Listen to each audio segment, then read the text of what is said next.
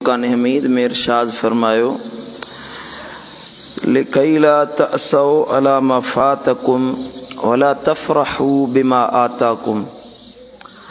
अल्लाह ताला तो फरमाए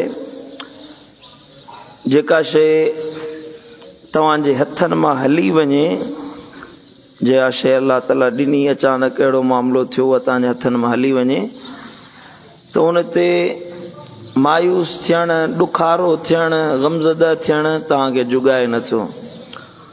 वला तफरहू बिमा आताकुम, ऐं जॾहिं तव्हांखे अल्लाह ताला जे तरफ़ां का शइ अता थिए त उन ते हद खां वधीक ख़ुशी बि न मल्हाईंदा कयो, हद खां वधीक फ़रहत महसूस न कयो, बल्कि हर ॻाल्हि में तव्हां अल्लाह जा शुक्रगुज़ार ऐं सब्र करण वारा बाना थियो। हाणे हिन आयत में अल्लाह ताला ॿ ॻाल्हियूं फरमायूं आहिनि। हिकिड़ो त लिकैला तअसौ अला मा फातकुम, जेका शइ तव्हांजे हथनि में हुजे ऐं उहा हली वञे त उन ते मायूस न थियो, छो त ॾियण वारी ज़ात अल्लाह जी आहे, अता करण वारी ज़ात रब जी आहे।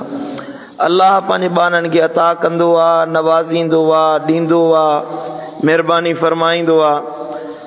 ऐं वठण वारो बि अल्लाह हुआ। अल्लाह ताला तक़दीर बाने जी लिखी आहे, अल्लाह ताला बाननि जो नसीब लिखी छॾियो आहे। जॾहिं अल्लाह ताला जे हथ में आहे, अल्लाह जी कुदरत ते पोइ बाने खे राज़ी रहणु घुरिजे। अक्सर तौर ते ईअं थींदो आहे, थोरी मुसीबत अचे, माण्हू रड़ियूं वाका कंदा आहिनि, दाऊं कंदा आहिनि, हाय अल्लाह अलाए छा थी वियो, हाणे अलाए छा थींदो, हाणे कीअं थींदो, ज़िंदगी मुंहिंजी अज़ाब बणिजी वई आहे। दाऊं करण में माण्हू तकड़ा हूंदा आहिनि। अल्लाह जो क़ुरान तो फरमाए वला तहिनू वला तहज़नू, न मायूस थियो न ॾुखारा थियो। क़ुरान आहे वला तहिनू वला तहज़नू, न मायूस थियो न ॾुखारा थियो। व अंतुमुल अअलौन, अल्लाह तव्हांखे ई गालिब कंदो। इन कुंतुम मुमिनीन, जे तव्हां सच्चा ईमान वारा बणिजी वञो। जे पुख्तो ईमान हुजे त ॾुख, मायूसी, गम, दर्द उन्हनि जी बाने खे परवाह न हूंदी आहे। केॾा वॾा लफ़्ज़ आहिनि इंसान खे दिलजाए ॾियण जे लाइ, इंसान जे दिल ते मरहम रखण जे लाइ अल्लाह ताला केॾा अज़ीम लफ़्ज़ फरमाया आहिनि। ला तहिनू वला तहज़नू, न मायूस थियो ज़िंदगी में न ॾुखारा थियो। अंतुमुल अअलौन, तव्हांखे ई अल्लाह गालिब कंदो।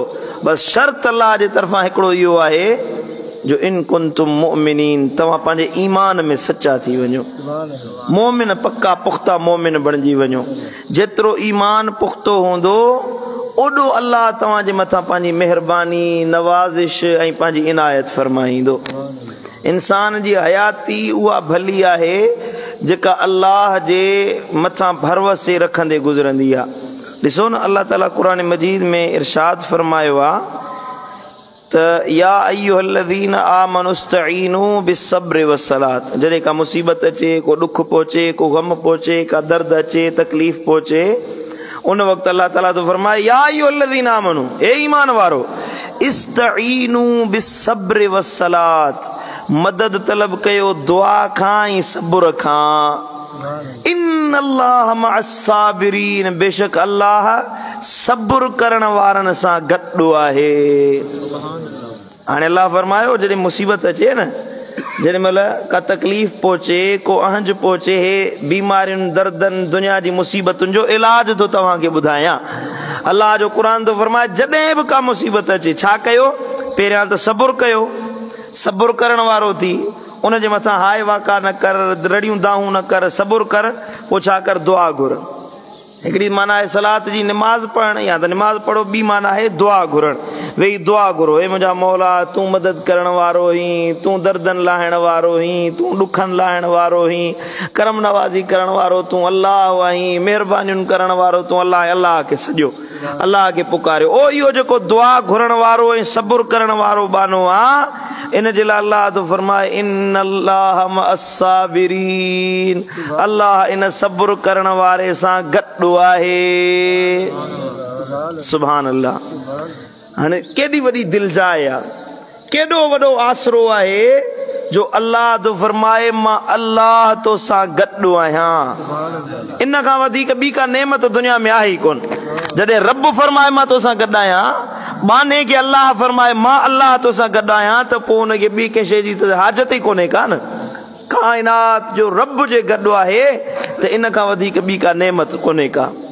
उनजे लाइ जे दुनिया जी मुसीबतुनि अंजायुनि तकलीफ़ुनि खां निजात चाहियो था, जे दुनिया जी मुसीबतुनि बीमारियुनि जो इलाज चाहियो था, त क़ुरान जूं हे जेके 3 आयतूं तव्हांखे हिन फ़क़ीर ॿुधायूं, इन्हनि जो तत्व ऐं मतिलबु इहो थो बीहे त पहिरियां त तव्हां अल्लाह ते भरोसो कयो, दुनिया जी मुसीबत ते मायूस न थियो, ॾुखारा न थियो, ग़म करण वारा न थियो, बल्कि अल्लाह ते भरोसे करण वारा थियो, अल्लाह ते यकीन रखण वारा थियो, ऐं तव्हांजो हथियार दुआ आहे, दुआ घुरण वारा थियो।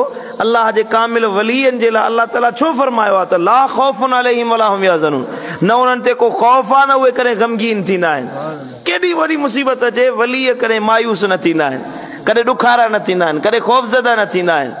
असां त 4 औलाद ॼमे त उन ते चवंदासीं हाणे हिननि खे पालींदासीं कीअं, निपाईंदासीं कीअं, हिन जो ख़र्चु न्याणी आहे त शादी कराईंदासीं, हिन जो ख़र्चु पखो कीअं पहुचंदो। अल्लाह जो वली जेको हूंदो आहे उनखे इन शइ जी परवाह न हूंदी आहे, उनखे ख़बर आहे त ॾियण वारो अल्लाह हुआ, अता करण वारो अल्लाह हुआ, महिरबानी करण वारो अल्लाह हुआ, त माण्हुनि में उमीद रखी मां पंहिंजो पाण खे मायूस छो कयां, रुसवा छो कयां। इन जे करे अल्लाह जा बणिजी वञो। अल्लाह तो फरमाए रब मां तव्हांजो बणिजी वेंदुसि। अल्लाह ताला शाल असांखे यकीन कामिल नसीब करे। अल्लाह ताला शाल असां सभिनी जे ईमान में पुख्तगी पैदा करे। अल्लाह ताला दुनिया जी मायूसियुनि ॾुखनि ऐं दर्दनि ऐं तकलीफ़ुनि खां पंहिंजी हिफ़्ज़ो अमान में रखे। वमा अलैना इल्लल बलाग।